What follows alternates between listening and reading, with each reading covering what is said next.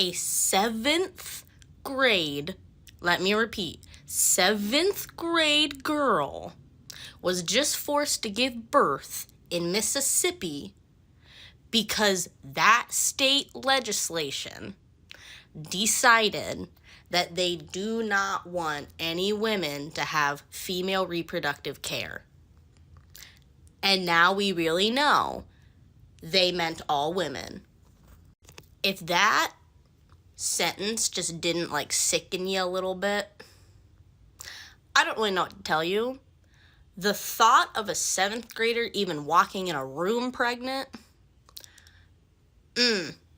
foul. I find it a bit silly that we always give so much hate to teen moms, especially high school teen moms and young moms. When that girl was 13, the only person that made her give birth right there was the state of Mississippi. They made that choice for her. They intentionally, because this is what the government always says about teen moms. I remember watching all those little programs in school about teen moms. You're going to ruin your career. You're going to ruin your education. You're going to ruin your life. Ruin your relationships with everyone. Funny that they did that for her, though. It's okay for the government to do that. But if you did that, we should all shame you.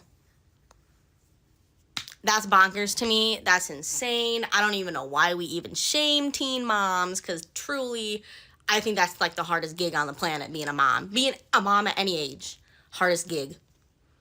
And I guess really the true gag for me on this is that this girl, and I'm not saying that it's not okay to be a teen mom, because age of consent, 15, 16 in states, that's a thing.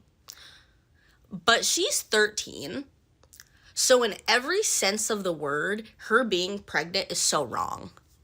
Morally, legally, especially legally, it's wrong. So why would you allow something so wrong and then force her to do something that she most likely did not want? I don't think a 7th grader would sit there and really say they wanted to give birth. I can't speak for all of them, but I would assume most of them would not want to. Or they might not even know what birth is yet, some of them.